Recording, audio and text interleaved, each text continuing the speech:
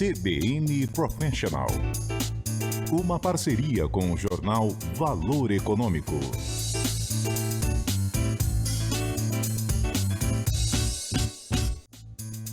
Olá, seja muito bem-vindo ao CBN Professional. Eu sou o Thiago Barbosa, da CBN. E eu sou Estela Campos, editora de carreira do jornal Valor. Estamos aqui no CBN Professional, que é um podcast de uma parceria muito legal entre a Rádio CBN e o jornal Valor Econômico, discutindo muito carreira e negócios dos grandes executivos desse país. Bom, aqui você encontra dicas sobre carreira, também sobre gestão e tudo para inspirar você. Eu lembro que você pode ouvir esse podcast em todos os aplicativos de podcast que você conhece, como Spotify, Deezer, Castbox, e também pode assistir a esse podcast tanto nos canais da CBN e do Valor Econômico no YouTube, como também pode assistir agora, a partir dessa temporada, também em vídeo no Spotify. Bom, então você ajeita aí os seus fones de ouvido, aumenta o som do seu celular, do seu computador, da sua TV, porque agora a gente vai aprender muito por aqui sobre os desafios da liderança. Bom, hoje nós recebemos um convidado que construiu toda a sua carreira em uma única empresa, a Gol Linhas Aéreas. Ele começou lá em 2004 como estagiário, enquanto ainda estudava economia na USP, e também, vamos falar disso, relações internacionais na PUC. E poucos anos depois, já era gerente de planejamento e participou desse importante momento da aviação brasileira, a aquisição da Varig. Bom, mas a paixão por voar ali não foi pequena, né? Ele acabou deixando em algum momento a carreira executiva na empresa para se tornar piloto de avião. Desde o primeiro salário, Thiago, ele já acumulava ali horas de voo para conquistar a sua licença, né? E logo ele retornou à Gol, mas dessa vez ele foi copiloto e em 2012 ele passou a conciliar aí a aviação com as funções de liderança, ocupando os cargos de diretor de frotas, vice-presidente de planejamento e chefe de operações. Bom, com um MBA executivo já no currículo, assumiu em 2022 o comando da companhia como CEO. E a sua chegada ao comando coincidiu com um dos maiores desafios da história da Gol, a entrada do Chapter 11 nos Estados Unidos, em janeiro de 2024, que é esse processo que acontece nos Estados Unidos, semelhante à recuperação judicial que existe aqui no Brasil, né? Bom, mas pouco mais de um ano depois, a Gol concluiu esse processo aí de reestruturação, né? E ganhou um novo fôlego aí com a entrada do grupo Abra da Colômbia, que detém a maior parte das suas ações. Com isso, a empresa voltou a olhar para o futuro e a ter um plano aí ambicioso de expansão. Entre as metas estão retomar 100% da frota, ampliar a malha internacional. Só no último ano foram 4 novas bases no exterior e o lançamento de rotas como Belém, Miami e também Caracas. E no segundo semestre de 2025, a Gol registrou um crescimento de quase 23% na receita líquida, um baita sucesso sobre essa nova decolagem da Gol, que vamos conversar agora com o Celso Ferrer, CEO da Gol Linhas Aéreas. Muito obrigado por estar aqui conosco, Celso. Obrigado, Thiago. Obrigado, Estela. Um prazer enorme. Vocês estão falando e eu estou lembrando de eu dirigindo para a faculdade, escutando vocês, indo para o estágio, escutando vocês. É muito bom estar aqui na CBN, estar aqui perto de vocês. É muito bom. Acho que para qualquer executivo que sentar aqui é um orgulho muito grande, né? Vocês dão voz, né, para as lideranças, com as perguntas certas. É muito bom esse programa. Obrigado, viu? Obrigado pelo convite. Prazer enorme estar aqui com vocês. Seja muito bem-vindo, então, Celso. Bom, vamos começar a nossa conversa aqui, né? Você tinha apenas alguns meses na Gol, né, no comando ali, quando teve toda essa questão do Chapter 11 e tal. Como é que foi passar por esse período e agora poder olhar para um novo momento aí da empresa? Conta pra gente como é que foi essa questão na tua liderança. Olha, Estela, eu vou te dizer que eu participei desse processo de transição, né, da vice-presidência de operações, que é uma cadeira super relevante dentro da empresa, né? Uma empresa como a Gol, para você ter uma ideia, 14 mil colaboradores, uns 12 mil respondem para o vice-presidente de operações, que era o cargo que eu ocupava até então. Mas a gente começou a discutir com o Kakinoff, né, que era o CEO da empresa, essa transição com muito pouca visibilidade do que seria a aviação pós, né?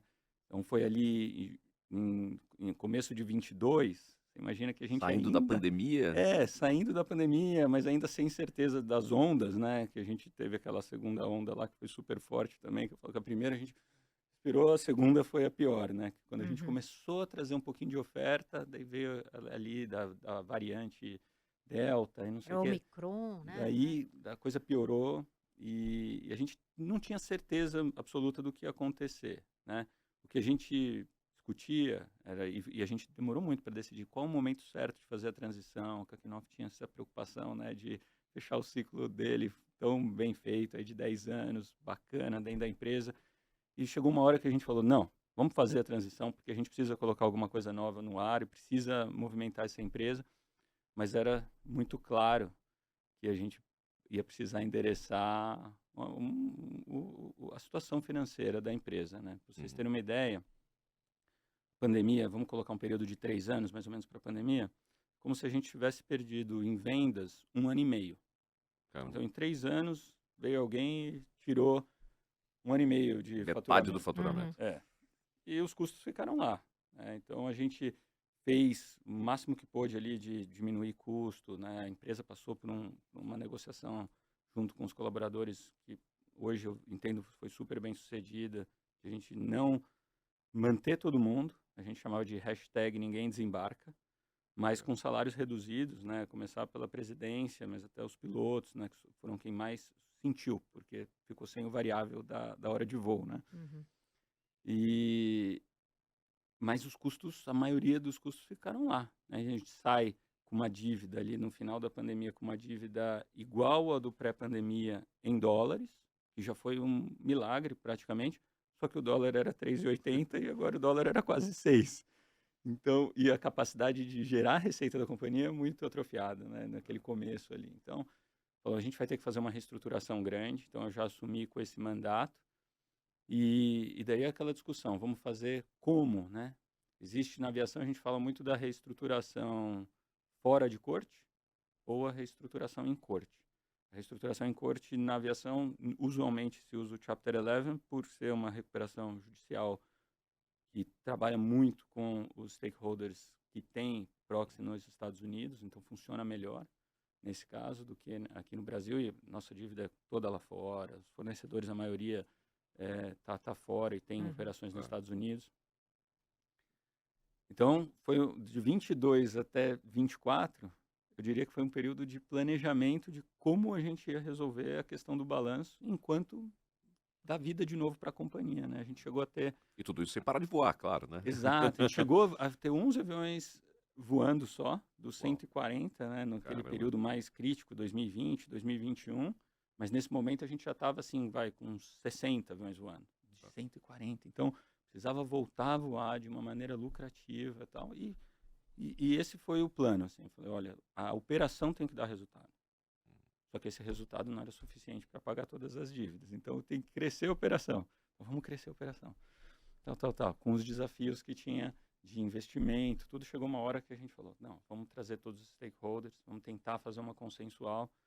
E na aviação é muito isso. Assim, você tenta fazer uma consensual, que é essa fora de corte, né? Trazer todos os stakeholders para a mesa, mas é difícil. Assim, a gente acabou tomando essa decisão de não, vamos fazer em corte, fazer de uma maneira organizada e resolver a questão do balanço da companhia E de aí, uma quando você vez. se refere a fazer em corte judicial. Corte judicial. É isso. Esse é o jargão da indústria, né? Aham. In court and out of court, Entendi. que é o inglês que se usa muito.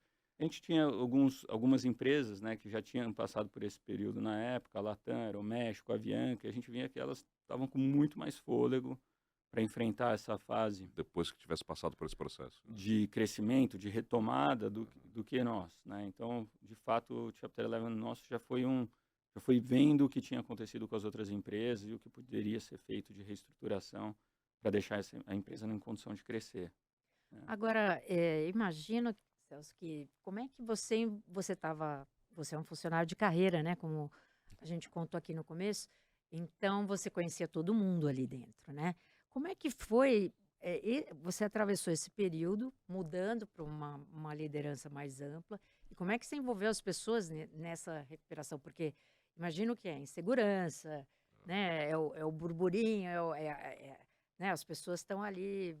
Você teve que cortar gente. Como foi essa? Porque foi um desafio grande, né, de pessoas ali. Foi. Stella, e é uma ótima pergunta, porque eu tenho essa ligação muito forte, né? Eu comecei na empresa de estagiário e rodei por muitas áreas, então realmente conheço as pessoas e eu tinha essa preocupação. Preocupação número um, ali no pré-anúncio, né, de uma reestruturação dessa magnitude, é justamente o que vai acontecer com os nossos colaboradores e como os clientes, as duas juntas, né? Como os clientes vão perceber. Porque se os clientes perceberem isso como algo preocupante e deixarem de comprar, daí não tem como, né? A reestruturação, o caixa da companhia, ele é a venda de passagem, é ali dia a dia, né, medido ali milimetricamente, como está a venda, isso a gente acompanha muito próximo. Mas eu precisava, além disso, ter um time que realmente acreditasse muito no negócio, porque aviação é contato, é pessoa. A gente pode falar de tecnologia, eu quero falar bastante com vocês de tecnologia, mas todos os casos que chegam para mim hoje é de alguma interação com algum dos nossos agentes de aeroportos, ou com algum tripulante, ou uma ligação no call center. Então, se essa turma está desmotivada, não acredita na empresa, não sabe o que vai acontecer, é muito difícil, né? Então, para lidar com isso, Stella, a gente tomou a decisão, primeiro, assim, de ser muito franco, né? Eu sempre tive meus canais de comunicação interna, assim, na empresa, de falar do que está ruim, o que pode acontecer. E, nesse caso específico, a gente tomou uma decisão de falar, olha, a gente não vai diminuir o tamanho da empresa. A gente precisa de paciência, porque a gente está voando menos do que a nossa capacidade de voar, né? Basicamente, a gente tinha aviões no solo e tem colaborador e tripulação para todos os aviões. Então, acho que o receio era esse, era falar, poxa, bem, a gente vai desligar essas pessoas, né? Ou não. E daí, acho que o que me deu muito certo foi a gente falar, não, a gente quer ser essa empresa maior, a gente tem esse tamanho, o Brasil precisa disso, a Gol é essa empresa, a gente vai precisar chegar lá. Né? Assim como a gente já veio da pandemia também com esse histórico de negociação, nesse caso a gente falou, olha, a gente vai precisar chegar lá, a gente quer o apoio de todos vocês, mas a nossa intenção é voltar a Gol desse tamanho, então o teu emprego está aqui, está garantido, faça Mas parte isso, dessa quando você fala história. da transferência, você fez alguma estratégia ali de comunicação interna? Como é que você fez essa Então, liga aí do... e daí, na parte da verdade e sinceridade, foi muito assim, gente, ninguém aguenta mais. Essa era a verdade, assim, nas minhas conversas informais, era assim, ninguém aguentava mais essa situação do vai ou não vai, vai ou não vai, que veio nesse pós-pandemia, que era assim, a empresa crescia um pouco, mas daí não conseguia investir mais, daí parava de crescer, vai. Então, a comunicação foi assim, vamos resolver de vez? Vamos resolver de vez? E daí isso começou a ganhar um apoio. Isso venceu o medo.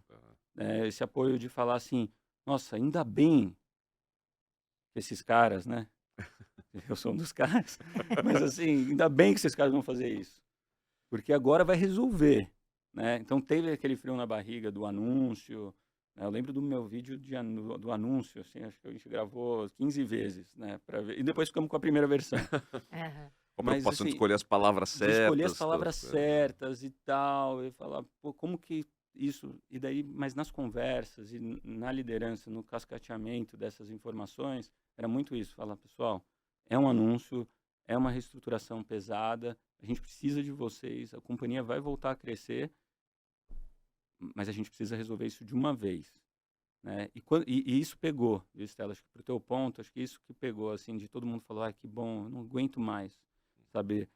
Na aviação tem muito essa questão de promoção em função da experiência, né? Tem carreiras muito longas na aviação, tem duas, experiência e senioridade. São palavras que estão caindo em desuso nas grandes empresas. em várias uma carreiras. E outras indústria que atividades. valoriza Em isso, outras né? atividades, mas interessante. na tripulação, tudo acontece pela tua senioridade, teu número. O pessoal fala, qual que é o teu número na empresa? Olha E, obviamente, você vai fazendo os testes ali de qualificação, da experiência, tudo, mas todo mundo quer crescer. O mecânico que entra como técnico de manutenção 1, que daí é técnico de manutenção 1, 2, 3, 4, daí muda para supervisor, depois vai ser especialista e tal. todo mundo estava naquela coisa assim, nessa insegurança, né? De falar, poxa, eu prefiro que a gente resolva isso de uma vez e a empresa volte a um ciclo virtuoso do que eu não sei mais quantos anos eu vou ficar aqui de copiloto para ser promovido, ou vou ficar aqui de técnico de manutenção e vou poder ser promovido. Então, e a nossa intenção era essa, era falar, poxa, vamos fazer um processo para encaixar a Gol, eu falo, muito parecida da Gol que eu entrei lá no passado, né? Que é um círculo virtuoso, a gente fala, né? A companhia, esse círculo não pode parar, que é receber avião novo, ter condição de voar mais horas por dia com esse avião, né? A gente tem um modelo de negócio simples, voando mais esse avião, a gente produz um custo unitário mais baixo, eu consigo ser bem competitivo nas tarifas, né? E consigo trabalhar bem essas coisas e consigo estar bem presente na demanda. A gente tinha perdido essa engrenagem, né? Travou essa engrenagem. Falou, o que faltava? Faltava o avião. Uhum. A gente parou. A gente Não conseguia trazer novos aviões teve para uma crise, crescer a malha. teve uma crise na Boeing. Ao mesmo tempo, né? A Boeing teve a crise do 737 MAX e teve depois a própria o ramp-up da produção, né? O crescimento da produção muito ali atrapalhado, perderam os prazos. A gente era para receber em 2023 15 aviões, recebemos 4. Então, não chegava o avião novo, o avião que estava aqui já estava com o investimento postergado, né? Esperando, porque a pandemia era assim. O que a gente faz? A gente gasta 10 milhões de dólares para fazer um motor, a gente não sabe se vai ter demanda amanhã, ou a gente paga os salários e os custos que a gente conhece agora, né? Então, isso foi ficando. E na hora que perdeu o avião nessa engrenagem, a empresa começou a atrofiar. Então, eu falava, pessoal, vamos voltar para o círculo virtuoso, sem grandes novidades. Outra coisa também, a maioria desses processos de reestruturação são empresas que têm 5 tipos de aeronave, daí reduz para 2, para simplificar. No nosso caso, a gente já era simples. E até, para mim, era um desafio, porque toda vez que eu ia dar uma entrevista ou que eu ia falar com o time e tal, todo mundo falava, quais são as novidades? O que vocês vão fazer? Eu falava, não, só quero voltar. Porque o modelo da Gol é um modelo bom para o Brasil, né? É um modelo simples, é um modelo que tem baixo custo, que funciona, que funcionou. Se a gente voltar naquela engrenagem, vai dar certo. Então, acho que essa foi a mensagem, acho que isso que todo mundo se sentiu. E daí, né, o time reagiu muito bem. Acho que essa coisa de falar, essa é a nossa chance, a gente tem os indicadores de cliente na companhia, né? NPS é o principal, mas tem outros também bem granular por área, tudo melhorou. Tudo melhorou. Passado o anúncio, a gente melhorou a pontualidade, liderando pontualidade, melhorou os índices de satisfação, atendimento, impressionante, assim, acho que é um case justamente para o seu ponto, Stella, assim, do funcionário se sentir pertencente àquele processo que ele está, né? Acho que o que a gente fez participando do processo decisório. Só vai dar certo se a gente fizer isso junto. E você, piloto, convenceu da decisão, é isso? Você, comandante, que está pousando à noite em Congonhas com chuva, faz o teu trabalho, não precisa se preocupar com a empresa. A empresa vai estar aqui, mas eu preciso dessa confiança. Você, mecânico, que está fazendo um reparo na aeronave à noite, com chuva, num pernoite, que está trabalhando sozinho, às vezes ali, essa pessoa precisa ter, esse profissional ele precisa ter paz para trabalhar. Ele não pode ficar na dúvida se ele vai ficar ou se não vai ficar. E daí a gente desenhou essa reestruturação com um grupo menor de pessoas, né? Então, eu até vivi esse dilema, eu posso contar para vocês. Eu falei, vamos ficar pouca gente focada nisso, vamos trazer o máximo de normalidade para o restante da companhia, que eles precisam disso, uma empresa de segurança. No final, a gente é uma empresa de segurança, aviação é segurança. E a gente vai. A ponto de alguns colegas meus, às vezes até o conselho, depois me falar assim, avisa eles que a gente está em Chapter 11, que é sério, que a gente precisa reduzir custo e não sei o que e tal. Mas era essa um pouco da decisão, porque eu falava assim, eu quero isolar o time, né, e deixar principalmente os executivos ali focados naquilo. Mas para o resto da companhia, eu queria falar, já começou a dar certo. Isso foi muito legal, porque eles perceberam isso ao longo dos anos e a gente cresceu na reestruturação. o teu ponto de redução, tal. Hum. Teve algumas reduções em algumas áreas, principalmente de Onde- escritório. É onde que teve a dor, né? Porque a dor tem que trazer A, em do- algum a dor lugar, foi né? mais nas áreas que a gente chama do SG&A, né? Do administrativo, tudo. Ali a gente fez um programa de redução, né? Na verdade, a gente chama de programa de melhoria dos resultados em geral, que tem corte de custos, tem melhoria de receita, tudo, mas muito ganho de eficiência em algumas áreas e escolhas. Eu acho que mais do que qualquer coisa, nesse processo, a gente falou, o que a gente, eu brincava, né? O que a gente vai tirar da mochila para deixar ela mais leve, não só de dívida, não só disso, mas também de atividades. Então, a gente ia para cada área e falava, faz sentido, né? Então, a gente tomou uma decisão difícil. Por exemplo, a gente fechou nossas lojas. A Gol era a única companhia que tinha loja de venda de passagem. Uhum. E por que a Gol fez isso? A gente, na época, a gente sempre foi o DNA da companhia democratizar o transporte e tal, e a sociedade não era tão digitalizada. E a Gol começou com esse modelo de web desde o começo, primeiro a companhia sem bilhete, etc. Mas a gente fez uns testes e colocou lojas em pontos específicos da cidade, circulação, né, de pessoas às vezes com renda um pouco menor ou que não são tão letradas no digital, e deu muito certo. Então foi metrô, estações de metrô, a gente tinha quiosque, shoppings mais populares, e a gente criou, a gente tinha uma loja no Largo 13, assim, a gente criou tudo isso. Nesse momento que a gente está, a gente olhou e falou, poxa, a sociedade já está totalmente digital, independente da renda, todo mundo já conhece, a gente precisa ter isso aplicativo aqui. E isso traz uma complexidade a mais para o nosso negócio. Então, teve essa decisão, por exemplo, de fechar todas as lojas. Abriu, obviamente, para todo mundo, se pudesse vir trabalhar nos aeroportos, era mais ou menos o cargo parecido. E nas áreas do escritório, é onde a gente ganhou bastante eficiência, né? Então, o número de pessoas que a gente realmente teve que reduzir da organização foi pequeno, porque o processo era longo. Então, a gente foi, na verdade, não repondo, Aham. congelando vagas, mudando o processo Como tinha um prazo bom, e longo, melhorando. deu para ir Aos poucos, fazendo isso Mas da parte operacional, por cuidadosamente, né? exemplo, a gente preservou todo o time. Todo time. E também tem uma coisa, um piloto demora mais de 2 anos, né? Para a gente, vai dar onde dele se formar no aeroclube, vir, tá com as quantidades de horas e com os certificados corretos para a gente poder contratar, até ele começar a É um instrução. investimento É um ali que não investimento você enorme. perder Boa. uma pessoa tem um custo ali de tempo, né? De formação, de É. tudo, né? É um E investimento a alto, gente né? enfrentou, né, não sei quantos vocês acompanharam disso, mas a gente enfrentou uma coisa no setor aéreo, uma coisa muito única pós-pandemia, que foi muita gente se aposentou no mundo, muita gente já que tinha bastante experiência se aposentou lá nas empresas que fornecem os aviões ou fornecem os aviônicos para esses aviões. E essa indústria perdeu, a cadeia de suprimentos toda sofreu muito. É parecido com o que aconteceu com os semicondutores na automobilística, aconteceu com a aviação como um todo.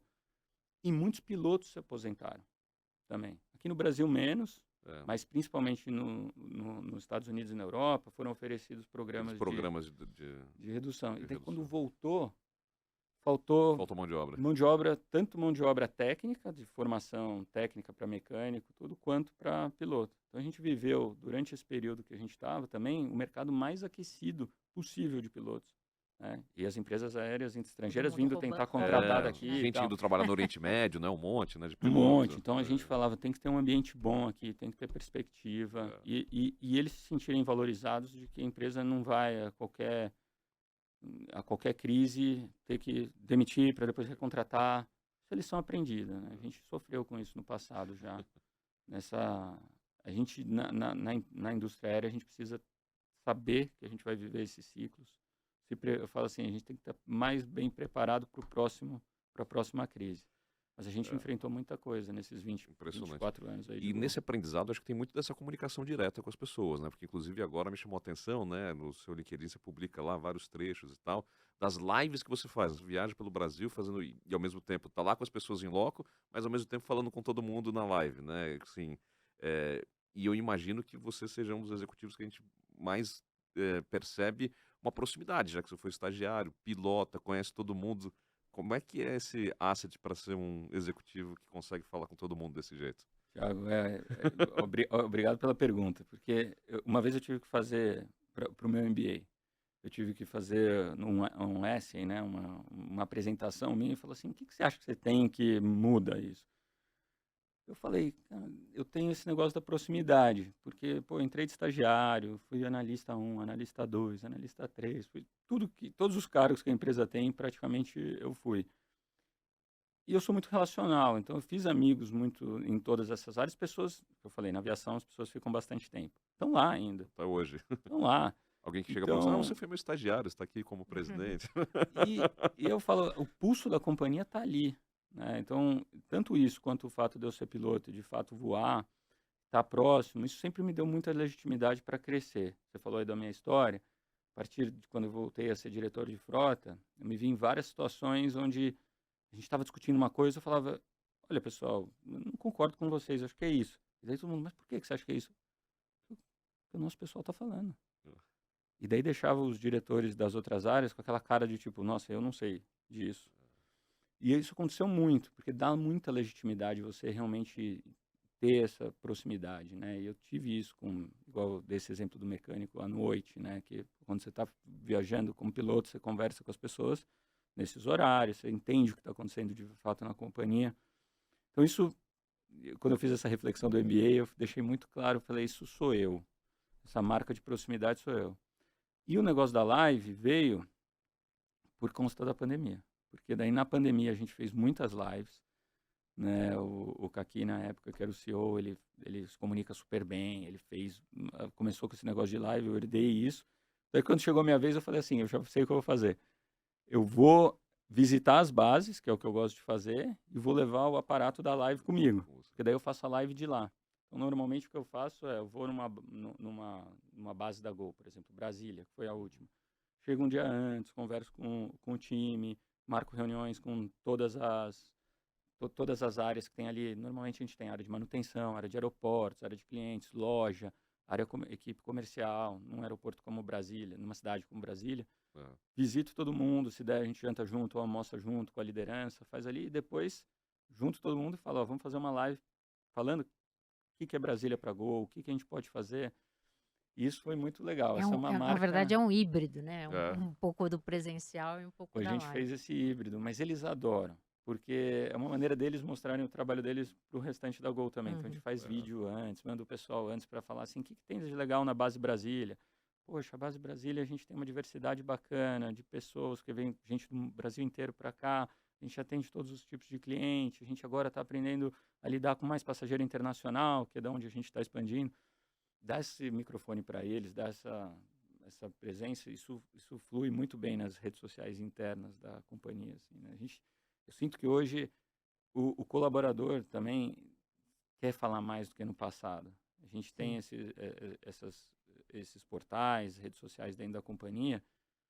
Temos um canal de Instagram que chama Gol Carreiras, que é feito pelos colaboradores. Né? Tem o Gol Oficial lá, que é feito pelo marketing, mas tem esse Gol Carreiras. Vocês precisam ver o quanto que as pessoas querem mostrar o que elas fazem. Querem falar orgulho, né, da marca ou da atividade que eles estão fazendo. De novo, algo específico da aviação, que as pessoas Super. têm muito orgulho do setor, né, do trabalho. Super. Isso ajuda Agora, muito. você falou bastante sobre os pilotos, carreiras longas e tal. Então, a gente agora quer saber, né? Muito. Muito como é que foi essa... Você se formou ali em economia pela USP, né? Depois você fez relações internacionais pela PUC São Paulo. E o que te levou aí para a aviação e como é que foi a entrada, né, nesse mundo de pilotar de fato o avião? Conta pra gente. Edna, olha, eu morava, né, eu morava aqui quando criança, na final do aeroporto de Congonhas, aproximação final do aeroporto de Congonhas, né? E realmente, lá naquele lugar ali em Moema que você falava, ou você ama ou você odeia. Eu era dos que amava, né? Tá falando no telefone, tá passando o avião, só espera um pouquinho. Passa dentro de casa, praticamente, o avião, né? E eu era dos que amava.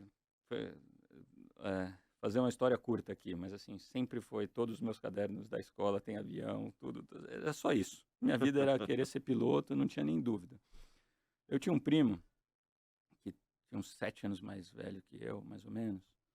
Rodrigo, e ele queria ser piloto também, mas ele é 7 anos mais velho e tal, e morava em Curitiba. Ele veio para São Paulo, morou na minha casa um tempo para fazer as horas de voo e tal, e eu adorava, achava legal, né? No Ficava carro dele, perguntando, o carro dele tinha aquele conversando. adesivo do Top Gun, eu achava o máximo aquilo, eu falava, meu, nossa, esse é o cara, não sei o que tal. Mas foi muito difícil a carreira dele, porque isso era o quê? Década de 90, final da década de 90, e realmente era impossível quase você entrar numa empresa aérea, né? Tinha aquelas propagandas na revista de aviação que falavam assim, filho de peixe, peixinho é. E só entrava filho, quem era parente, filho indicado, né? Na Varig, na Transbrasil, na VASP, era muito difícil. E já era o início da crise, né? Das companhias aéreas brasileiras ali. Então, a vida do meu primo foi um exemplo para minha família de mostrar assim, falar, meu, ele está perdendo tempo. Ele trabalhava na videolocadora para ganhar um dinheirinho, né? Adoro E as horas eram muito caras, é um investimento da família, chegava né? em casa, ficava estudando, daí não conseguia fazer as horas, demorava, a formação dele e tal. Falava, nossa, e todo mundo olhava e falava, meu, você tem certeza? Eu era bom aluno na escola, não sei o que e tal. Todo mundo falava, pô, olha só, pode ser que você fique 7 anos, 10 anos. Nunca ninguém me desencorajou, pelo contrário, né?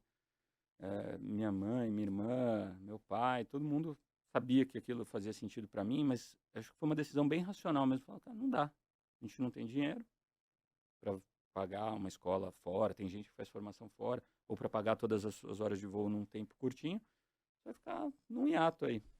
Eu falei, tá bom, eu vou me convencer de que eu posso trabalhar numa companhia aérea e não voar. E fui fazer economia muito por isso. Falei, é um bom curso, eu gosto, eu sempre fui um cara de humanas, assim, gosto bastante. Falei, eu vou gostar desse negócio de história econômica. Depois cheguei lá, era matemática pra caramba. A economia tem muito mais matemática do que a gente imagina, né? Meu primeiro ano na USP, eu falava, eu vou sair daqui, não é possível. Não é Eu ia todo dia para lá. Estatística, falava, cálculo 1, cálculo 2. Primeiro que eu chegava lá, era só isso, era estatística, cálculo 1 e tal, e que os professores eram do IME, né, que vinham dar aula, então, assim, zero relação com a gente, era só dar aula e falar. E eu olhava para a classe e falava assim, tenho certeza que ninguém nasceu querendo ser economista aqui, né? E eu tinha esse sonho de ser piloto. Mas eu adorei a faculdade, acho que hoje nunca usei tanto, né? Passado o primeiro ano do cálculo, da estatística, depois das econometrias, tudo, eu adorei, me encontrei. E relações internacionais eu fiz porque eu amo. Eu amo. Eu escolhi porque eu tive no final do meu colegial, assim, eu gostei muito de ciência política, história. Eu sempre tive notas muito boas, assim, até para entrar no vestibular, história, geografia, sempre foi muito bem. E eu lembro que eu peguei e falei, vou fazer ciências sociais. Eu adoro, tal. E daí um amigo meu falou assim, ó, relações internacionais tem mais ciência política no currículo do que as próprias ciências sociais. E tinha mesmo, tinha 12 políticas. Uau. Tinha política 12. Daí eu falei assim, não, eu vou gostar. E fui para lá muito feliz, assim. Meus amigos até hoje fortes são de lá, me identifiquei total, adoro meus professores da PUC. Sim, foi muito bacana, né? E a economia ajudava, porque naquele momento tinha aquela dúvida de, poxa, onde você vai trabalhar fazendo relações internacionais? Eram os primeiros anos do curso. E daí também, você vai ser diplomata, vai fazer Itamaraty, vai fazer o Rio Branco, não sei o quê. É um negócio de longo prazo. E eu precisava trabalhar, a gente precisava botar dinheiro para dentro de casa. Mas logo Relações Internacionais foi bem também, né? Mas naquele momento era muito ainda um curso meio, poxa, muito teórico, né? Para quem gosta de estudar mesmo, mas não necessariamente aplicável. Então foi uma combinação boa, foi um período de fato que eu me dediquei bastante. E você fez as duas faculdades? Fiz junto. Ao mesmo tempo? E aí fui trabalhar na Sodexo, que era uma empresa francesa, ainda está aqui, né? No segmento de cartões. Fui trabalhar, precisava, assim, peguei o painel de estágio daquele mural, né? Que ficava na faculdade, aquele mural. Liguei para todos, fui fazer entrevista no Citibank, fui fazer lá no Sodexo. Sodexo é uma empresa francesa super bacana, o pacote, né? Assim, empresa francesa normalmente é boa, de benefícios. Tinha que ter vale alimentação, vale refeição, né? Já que já que era o negócio deles. Lá né? era um pregão, era um estágio super bom. Eu falei assim, eu peguei. E era na metade, ele era ali em Perdizes, então eu saía da USP, saía correndo meio-dia, entrava na Sodexo, trabalhava. E à noite ia para PUC. Ia para PUC. E tudo dava certo. Pegava o Lapa ali, que era o ônibus que subia Teodoro Sampaio, parava ali e tal, deu super certo. E foi uma empresa super legal, muito bacana, tal. Mas daí o negócio da aviação, o dia que chegou, tem um amigo meu, que eu até vou encontrar com ele semana que vem. Ele era colega meu da USP, assim, gostava de aeromodelo e tal, e eu gostava também, ficava aquele assunto de avião, daí eu fazia umas matérias com eles, uma não. Sei que um dia eu cheguei à noite lá, eu fui fazer uma prova, não sei o que, ele falou assim, cara, comecei a trabalhar na Gol. Quê? Como assim? Comecei a trabalhar na Gol, e super legal, uma área de precificação, que é microeconomia pura. É curva, preferência do consumidor, quanto que você pode maximizar, qual que é o ponto de equilíbrio e oferta. É muito legal. Tem outra vaga. Você me dá seu currículo, eu tenho certeza que eles vão... Pô, eu era em todas as revistas de aviação, todos os livros de aviação, tudo. Falei, mandei o currículo para ele no outro dia, não sei o que lá, me chamaram na Gol. E eu entrei na Gol. E você botou no seu currículo isso que você gostava de aviação? Agora eu fiquei curioso. Acho que não, sabia? Eu acho que não. Acho Foi que na ele que me entrevista ajudou. mesmo que você Talvez ele falou. tenha dito, esse cara adora Acho que ele que me aviação. ajudou. Daí eu só sei que eu fui fazer entrevista lá com o meu primeiro chefe na Gol, chamava Marcelo Bento, e ele adorava aviação também. Eu sei que a gente ficou umas 4 horas conversando. Sim, perguntando da pintura da Transbrasil da década de 80, por que não sei o que. Sabe aqueles papos assim, ele falou, você pode voltar, tá tudo certo, vamos lá. Daí eu entrei, né, falei, pô, beleza. E conseguiu se encaixar de novo entre as duas faculdades. Também, só que estava no finalzinho. Estava no finalzinho já, principalmente da economia. Depois, a Relações Internacionais, eu fiz algumas matérias quebradas, acabei fazendo em 5 anos e meio, um pouquinho mais tempo. Mas já estava lá, entrei e tal, não sei o quê. E a Gol era pequenininha. Tinha 8 aviões no começo, quando eu entrei, né? Só que crescia. Era um predinho de 3 andares, eu ficava no 3º andar. Era a gente, dessa área de planejamento estratégico, eu trabalhava nessa área de tarifas e tal. Deu brinco, tinha uma máquina de café e o setor de operações. E por que eu falo dessa máquina de café? Porque piloto adora café. E quem que ia tomar café lá? Os comandantes, assim, mais sêniores, tudo que eram os chefes, que ficavam ali no setor de operações, né? Eu ficava só olhando aquilo ali e falava, nossa, esses caras, não queria ser isso. O que eu tô fazendo aqui? E não sei o que, eles voam, nossa, maravilhoso e tal. Daí eu ia lá no café, ficava escutando as histórias, não sei o que e tal. E era aquele cara, um dia eu vou, vai. E daí eu comecei. Aí você começou a fazer horas de treinamento. Daí eu virei piloto planador primeiro, comecei a voar planador, que é um negócio que eu adoro. Isso era final de semana, sei lá, sábado, domingo? Final de semana, mas daí ficava o final de semana inteiro. Daí comecei a investir, fazer hora. Chegou... E isso me dava muito pertencimento. Em nenhum momento desses meus primeiros anos de Gol, eu nunca pensei, vou sair da empresa, para onde eu tenho que ir, como é que tá meu cargo, nada.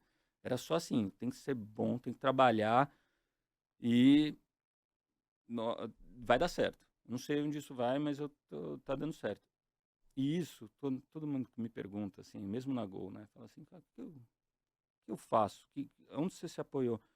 Eu tive essa linha condutora muito forte, que foi esse sonho de ser piloto, assim, esse negócio, essa disciplina de querer, eu falei, você, ninguém vai me impedir, eu vou ser, me fez ser o melhor profissional possível no resto, né? Então, eu lembro que o meu diretor chegava lá e falava assim, a gente precisava fazer os testes de sistema, né? Era um negócio super chato, você ia para um ambiente de testes, no sistema de reserva e ficava fazendo teste, que ia mudar a versão, não sei o que e tal. Eu amava isso. Porque você passava a madrugada inteira lá, ganhava um monte de hora extra. O que provavelmente outros colegas ficavam ali reclamando de fazer isso. Eu era o cara que, quer fazer teste? Quer fazer não sei o quê? Quer fazer tal. Eu tinha isso muito claro que eu queria, né? Isso me ajudou muito, né? Me deu... E fui conhecer um monte de gente na companhia, que é uma coisa legal também, que quando você é muito novo, normalmente você não faz, né? Você fica ali mais na tua área e tal. Mas eu já fui pegar informação com não sei quem, fui lá falar com os comandantes, fui fazer com não sei o quê. Isso me ajudou muito a ter visibilidade dentro da empresa, sabe? Todo mundo conhecia o Celso, logo, muito cedo na minha carreira, assim. Daí fui promovido muito rápido, tudo, né? E um dia eu consegui, né, chegar com as horas. Eu fazia, você falou do voar, que uma época que estava faltando um pouco de hora para mim, que eu voava, saía de manhãzinha de casa, voava no Campo de Marte, no Aeroclube de São Paulo, que é maravilhoso, porque você vive a cidade, não sei o quê. Pousava 7h30, já estava pousando, quando amanheceu cedo, fazia 1 horinha de voo. Ia para Gol, trabalhava, não sei o quê, e à noite ia fazer simulador. Sim, para voo IFR, voo por instrumento, não sei. Mas eu consegui fazer todas as horas. Uau. E um dia eu cheguei pro meu chefe, para esse diretor, que foi um chefe maravilhoso. É. É um super engenheiro, um cara super bom, assim. Me ensinou tudo. Econometria de novo. Voltou tudo esse Voltou negócio da tudo. faculdade. Ele era ótimo. É. E daí eu falei, Maurício, eu vou voar. Ele falou, vai voar o quê? Vá. Você trabalha na Gol, você voa, não sei o que. Não, eu quero ser piloto. Piloto de quê, Celso? Falei, De Avião, né? eu já te falei que eu estou fazendo o curso, que eu sempre fiz o curso. Meus finais de semana eu não tenho amigo, eu não tenho nada, eu só voo e não sei o que e tal. Eu já te falei isso. Ele, não é possível, como assim? Ele falou, não, cara, vou voar, não sei o que e tal. Sei que daí a empresa se dividiu, metade contra, metade a favor. Tipo, vai seguir seu sonho, não sei o que e tal. Mas Aham. o vice-presidente de RH da época falava, você é maluco, você é um cara Que brilhante, você Tá indo você bem, né? gerente com 25 anos de idade, como é que você vai fazer um negócio desse, vai jogar a carreira no... Você vê, só, pra você ter uma ideia, eu lutei contra tudo e contra todos, saí da Gol, porque meu salário ia diminuir, então tinha essa regra que você não pode diminuir teu salário na carteira de trabalho, porque na carteira de trabalho a gente tem o salário fixo só. Uhum. Então, para isso, eu ia mostrar a redução. Saí da Gol 6 meses. Fiz mais horas, fui fazer curso de instrutor, fiz tudo. Entrei na Gol de novo. Fiz tudo certo. Foi super legal. Isso estava acertado quando você fez essa saída. Não, foi falar, vai lá. Se tiver vaga daqui 6 Você meses. precisa ficar 6 meses fora De qualquer jeito, pra essa pela questão lei. trabalhista. Para poder entrar como piloto. Quando tiver turma, e eu saí, gente, eu falo assim, eu falo muito isso pro pessoal da Gol, até para quando eu abro turma de estágio, assim, eu falo, gente, você tem que, você entende a companhia que você trabalha o dia que você passa a catraca e entrega o crachá. Porque eu senti pra caramba, eu olhei assim e falei, nossa, tô saindo da companhia. Daí eu ia voar os aviãozinhos, naquela época dava para pousar aviãozinho pequeno em Guarulhos, não era o tráfego aéreo, não era tão maluco quanto é hoje. Mas eu voava ali no Campo de Marte, passava em Guarulhos, quando eu pousava lá, eu olhava o tamanho da Gol e falava, nossa, como é que eu saí de lá? Sou maluco, não sei o que. Daí eu fiz o processo. Óbvio, as pessoas me conheciam, então o processo foi bom, mas eu fiz todos os testes e tudo que pode errar. Uhum. Né? Segurança é o que eu falo, não importa o que você faz, segurança. Mas foi super bom. E daí eu entrei na companhia assim. Aí você voou quanto tempo você ficou de Eu piloto? voei, né, assim, só voei 2 anos e meio. Foi 2 anos e meio só voando. 100% piloto. Super feliz.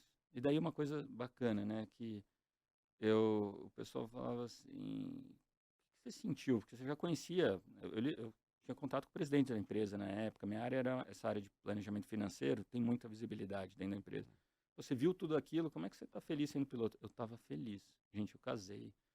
Eu estava no melhor momento da minha vida, eu cuidava da minha saúde, eu corria, eu fazia os voos que eu gostava, eu sou amigo dos meus instrutores até hoje.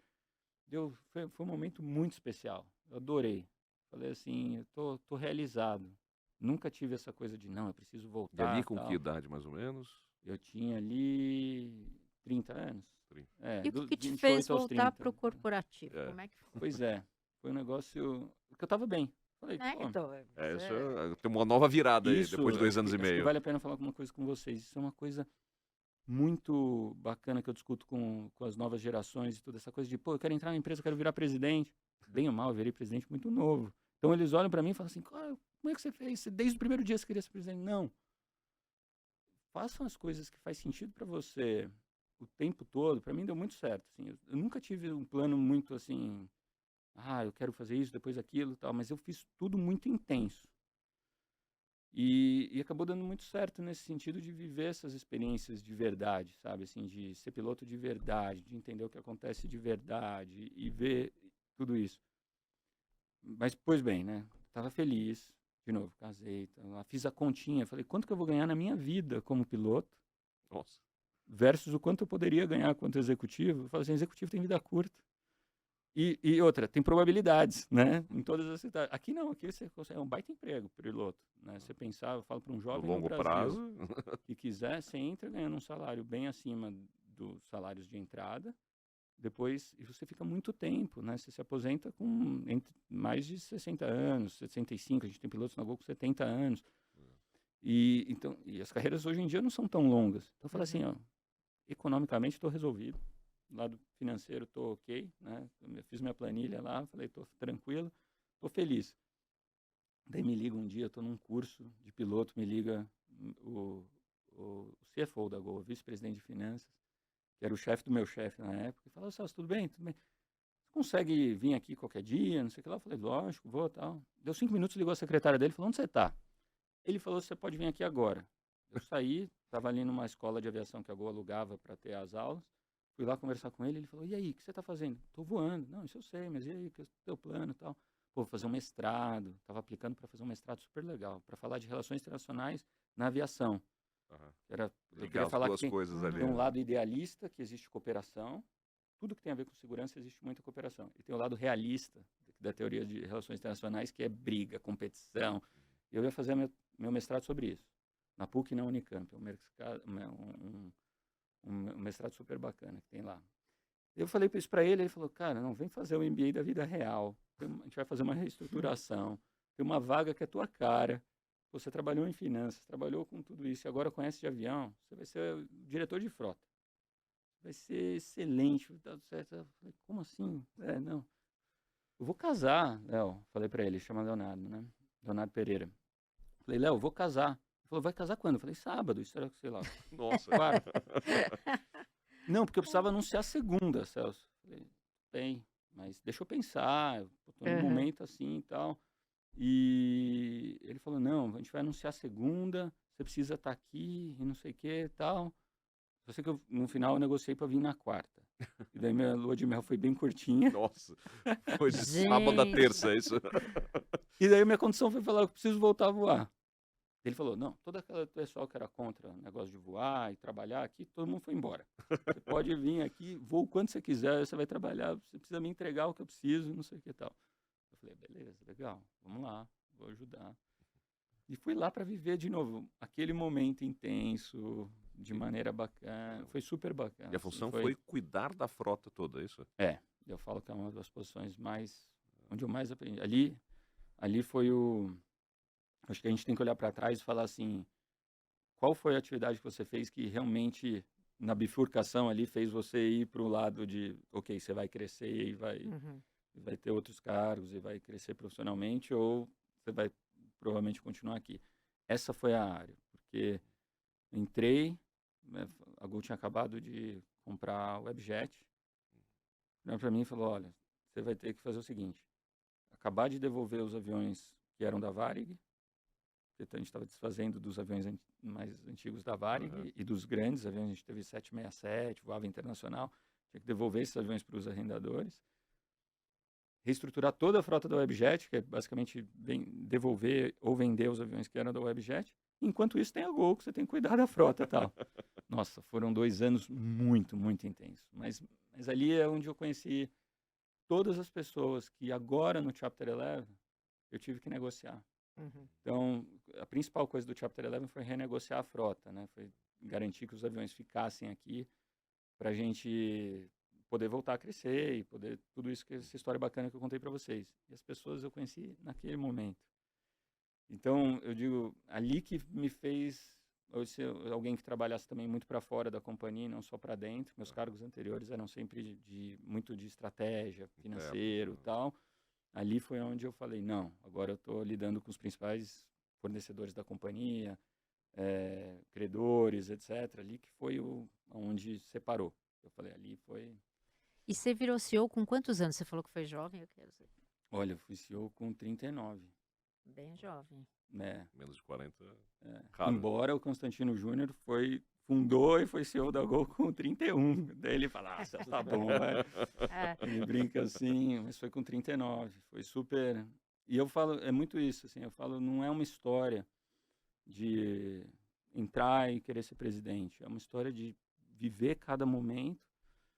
E foi isso de ser presidente nos últimos 3 anos. Isso sim, acho que tem aquele momento onde você fala assim: poxa, quando você junta aquela história do cavalo arriado só passa uma vez, eu tenho que estar preparado com coisas concretas, né? E daí tem aquela conversa com o conselho e fala assim: ó, você será um dos candidatos. Você quer? Foi quando eu estava voltando do MBA, fui ser vice-presidente de operações. Daí ali foi a única vez que foi já parte do planejamento. Mas até então, eu adorei tudo que eu fiz. Eu curti cada área que eu passei. Eu criei relacionamento com as pessoas que estavam lá. ou que estão lá. E acho que é isso que foi... E aí tem uma coisa de se interessar verdadeiramente por toda essa parte, né? Não falar, isso não é comigo, né? Isso Exato. não devia estar no seu vocabulário em nenhum momento, nunca, Em né? nenhum momento. Zero. Zero. Aliás, a gente tem essa frase até quando a gente fez um projeto de cultura grande na companhia, e a gente fala assim, o que não pode na aviação é o isso não é comigo. Seja por essas questões, assim, até de carreira, de falar o que é da sua área, o que é, mas principalmente relacionado à segurança. Eu falo assim, nós que trabalhamos na aviação, somos responsáveis por tudo. Estamos ali, se um agente de aeroporto achar que o avião está com alguma coisa estranha, ele é obrigado a reportar para o mecânico, que reporta para o comandante. Essa coisa de tudo é comigo. Eu estou carregando um crachá da empresa aqui, eu sou parte disso, esse avião vai decolar e eu vi. Então, mas é bacana que você falou isso, e essa para mim é uma das frases que eu mais uso, que está lá no nosso não é permitido Legal. na companhia. Olha, o Bacana. papo aqui tá Muito, ótimo muito e bom. a gente, o tempo passa rápido. Passo rápido. Celso. Então, deixa eu te perguntar uma última pergunta antes da gente ir para o quadro de dicas, que a gente sempre faz a pergunta. Você já falou um pouco aqui, mas é só uma síntese. Se você tivesse que dar um conselho para alguém que está assumindo o primeiro cargo de liderança, o que você falaria? Primeiro cargo de liderança, vamos ser realistas, é o mais difícil. Eu falo, né, eu falo assim, principalmente esses cargos de supervisor ou coordenador, às vezes gerente, primeiro cargo de liderança, eu falo, saiba, consciência situacional, você vai ser o assunto do jantar e do final de semana da sua equipe, né? Quando esse é um pouco mais difuso isso. Tem vários. Então, mas eu falo, o primeiro cargo de liderança é o mais difícil sob o aspecto de liderança, de contato. Porque você trabalha, às vezes a mesa é aqui do lado, né? Então, primeiro eu falo isso, assim, não é diferente, eu acho, liderança em outros cargos do que esse primeiro de liderança. Esse é muito relacional. E tem que encarar assim. E daí eu falo assim, faça isso, faça essa parte relacional e de criação dessa proximidade da equipe de maneira planejada. Não dê isso como dado, né? De fato, crie essa relação com o time, de fato, fale sobre o desenvolvimento com eles, porque você senta do lado. E a maioria das pessoas que saem da companhia, nessa fase aí de analista 2 e tal, é por conflito com a liderança imediata e fala assim, não dá para trabalhar com essa pessoa.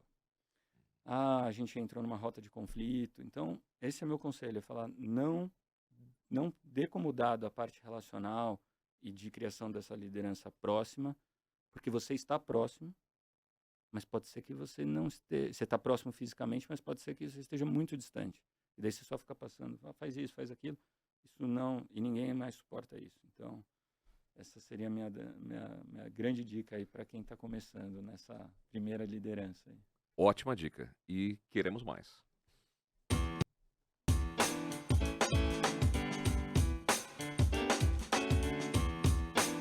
Bom, Celso, a gente quer mais dicas aí de quem é o Celso sem trabalhar, tranquilo, espairecendo a cabeça. Mas voar faz parte disso para você ou ainda é trabalho? Não, voar faz parte. Não, voar faz parte. Ir no aeroporto para tirar foto de avião faz parte. E eu tô numa fase, Thiago, que assim, eu tô vivendo as coisas que eu gostava ali quando jovem, tudo, tô vivendo de novo com meus filhos. Então eu tenho um dos filhos, né, do meio, que tem 10 anos, que é apaixonado por aviação. E o programa dele é que eu leve ele no aeroporto para tirar foto de avião e fica... Hoje tem esses aplicativos que você consegue saber o voo que tá fazendo e tal, então... Tudo. Gente, você vai lá no aeroporto ver o avião. Ver o avião, com meu filho. E o meu filho pequeno adora rock and roll. Só quer saber de tocar guitarra, bateria e não sei o que é outra coisa que eu adoro. Então eu tô vivendo tudo que eu gosto da aviação, a música, de novo com meus filhos. Está sendo uma fase muito bacana, assim, acho que eles me trouxeram de volta. Esse seu bem-estar é relacionado a isso aí, né? Total. E daí a aviação voltou muito forte. Então, nosso negócio aí, pô, vamos ver avião no aeroclube, vamos sentir o cheirinho de gasolina de aviação ou de querosene.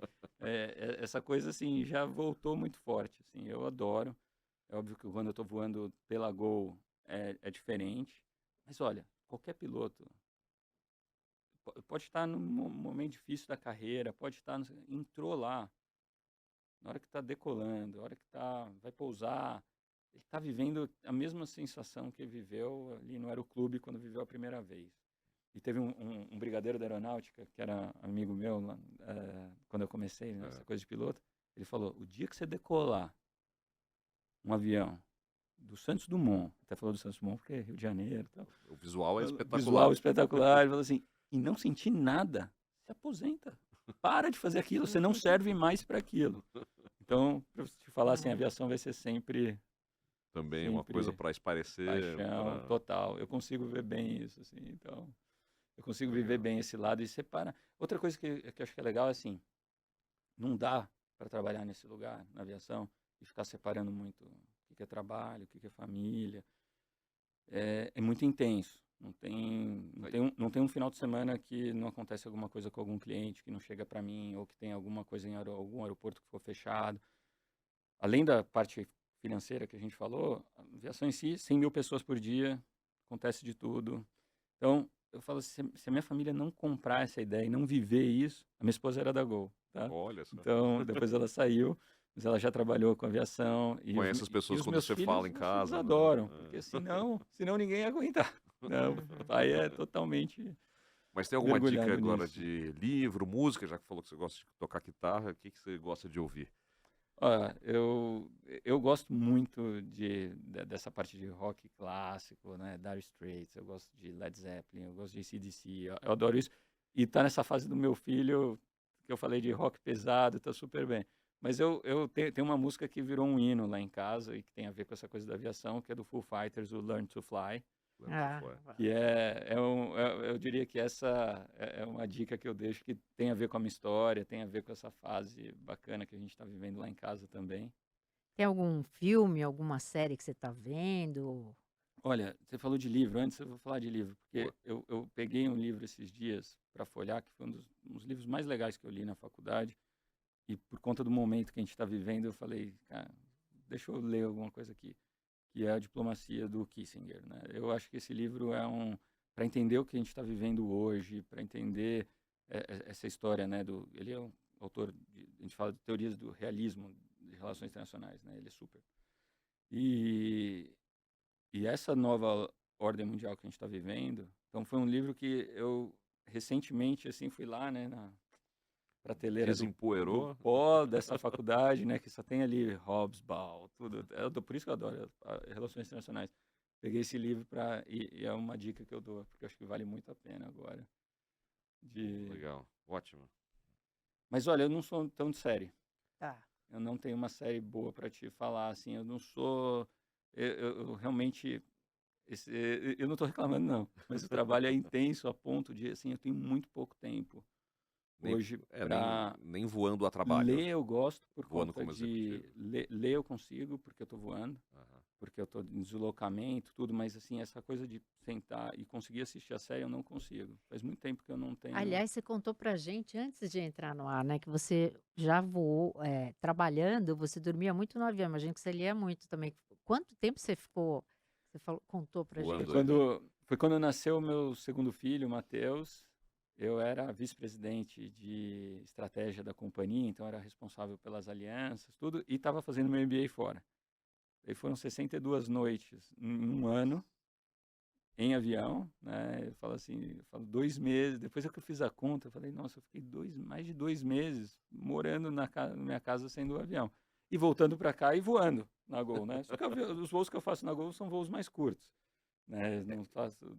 Agora, daí, só que eu ia muito para a França, eu ia muito para os Estados Unidos, e fiquei voando. Eu falo, avião é minha casa no final, né? Virou... Agora, já que você falou isso, provavelmente quem está ouvindo a gente quer saber o seguinte, em que linha que ele vai te encontrar pilotando aí quando pegar um voo da Gol, isso? Ó, Congonhas, logo cedo da manhã, tenho feito bastante Congonhas-Florianópolis, Congonhas-Brasília, Congonhas-Curitiba. Vou voltar para a Ponte, eu era da Ponte, Ponte eu Aérea. quero Olha, voltar, vamos, mas vamos anotar a aí. Ponte precisa de um curso. Ah, tem uma coisa Precisa de um curso específica. especial por conta do Santos Ah, Dumont, olha que eu só. preciso, que está na minha lista para fazer aí. Mas por que eu faço esse voo da manhã? Eu falo assim, principalmente segunda-feira, tem que estar com a cabeça limpa. Eu deixo minha roupa ali pendurada na saída do quarto já prontinha, uniforme.